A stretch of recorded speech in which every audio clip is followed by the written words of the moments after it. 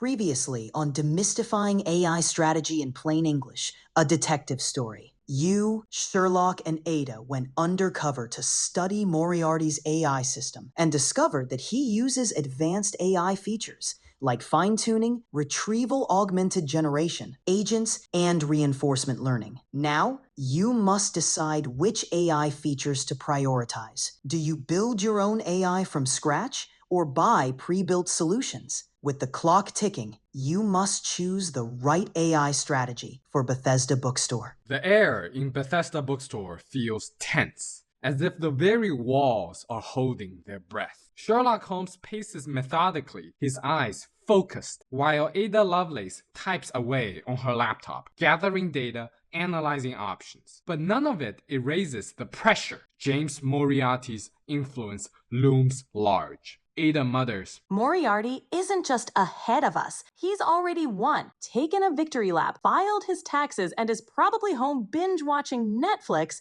while we're still Googling how to outsmart AI using a paperclip and a dream. Sherlock stops pacing and looks over at the table. Time is not on our side, but before we rush into decisions, we must understand what will set this bookstore apart. Moriarty has a wide reach, but his tactics are brute force. We need precision. He unrolls a large sheet of paper on the table, the business model canvas. It's divided into neat blocks, each one representing a key aspect of your business. Sherlock says, This framework, introduced by Alexander Osterwalder, is simple yet powerful. It helps us understand not just what we do, but how we do it, for whom, and what value we provide. The framework contains 9 components. 1. Customer segments. Who are we serving? 2. Value proposition. What makes us unique? 3. Channels. How do we reach our customers? 4. Customer relationships. How do we engage with our customers? 5. Revenue streams. Where does the money come from? 6. Key resources. What resources are crucial to our business? 7. Key activities. What key activities do we need to perform? 8. Key partnerships. Who are our key partners? 9. Cost structures. What are our main costs? Ada taps her pen against the section labeled Value Proposition. This is where we either win big or end up hosting poetry nights for crickets. Moriarty's bookstore is automated and efficient, but it feels cold and transactional because it's so focused on optimizing operations. If we're going to compete, we need to offer something that feels less evil robot overlord and more cozy bookish hug. Sherlock nods in agreement. We should focus on community. Bethesda Bookstore can be the local community hub, a place where readers don't just buy books, but engage in meaningful discussions, attend live events, and discover niche literary insights that larger competitors overlook. Ada smiles. Exactly. Moriarty's approach is as warm as a DMV line. But us, we are creating something that's not just a bookstore. It's a literary utopia where people feel like they've stumbled into a book club hosted by their favorite author. With the right AI, we can make this place pop, unique, cozy, and so intellectually stimulating that your brain will need a nap afterwards. You glance around the bookstore, feeling a renewed sense of purpose. You acquired this store to create something meaningful, not just to generate profit. The plan comes into focus, and you decide to build an author-curator AI agent to bring your vision to life. It will feature 3 core functions. 1. Author simulations. The AI uses fine-tuning to simulate classic authors like Jane Austen or Ernest Hemingway, moderating book club discussions and fostering an engaging, author-driven community. 2. Insights exploration. The AI uses retrieval augmented generation, RAG, to pull up-to-date book reviews and trends, making the bookstore a hub for discovering hidden literary insights. 3. Personalized recommendations. The AI uses recommendation system to analyze readers' preferences and past reads to offer personalized book suggestions. Excitement is bubbling up in the room. This could be the game changer.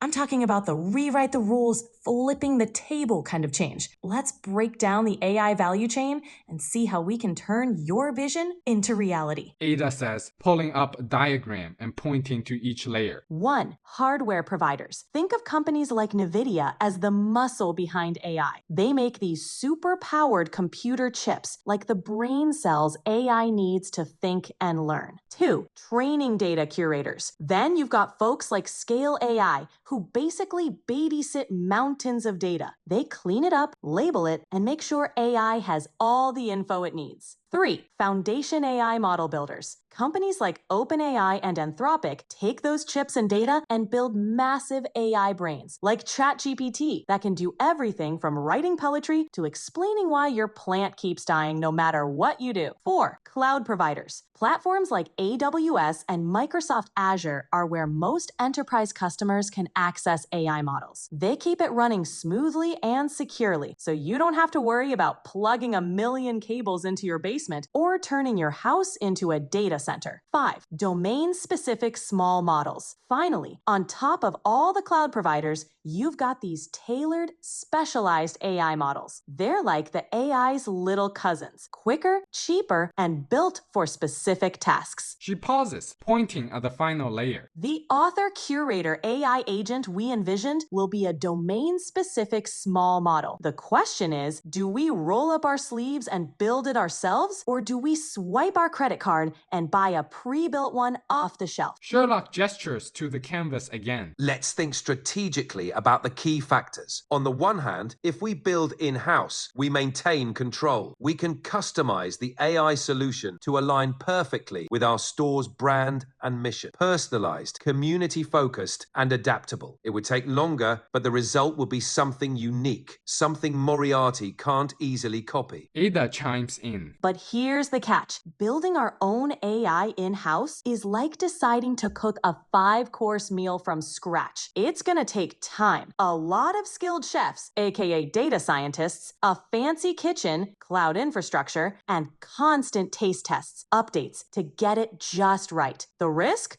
High. But the reward? Oh, it could be Michelin star level. She then points to the alternative. On the flip side, buying pre-built models is like ordering takeout. It's quick, comes with all the fancy features, and saves you the hassle of cooking. But there's a catch. It's not as customizable. You might end up with a side of fries when what you really needed was a home-cooked, small-town community vibe. Just then, the door chimes. A man in black enters, his face expressionless. He hands you a sleek black envelope and leaves without a word. Your heart sinks as you recognize the cold, calculated signature of James Moriarty. Slowly, you open the envelope, feeling the weight of its contents before you even read it.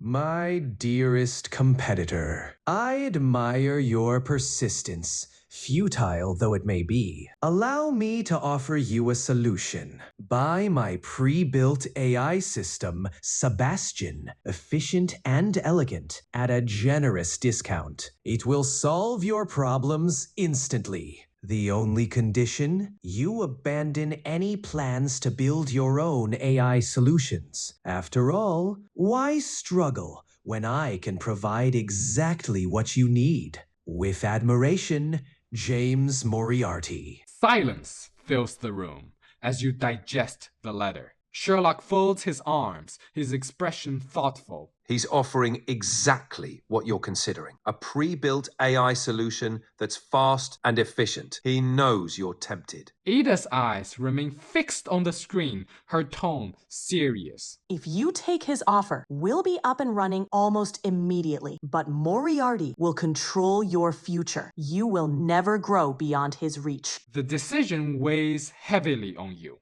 Build and you retain control, but it will cost the time, money, and risk. Buy and you fall into Moriarty's trap, relying on his system, his updates, his terms. The offer is tempting, too tempting. But Sherlock and Ada are clear.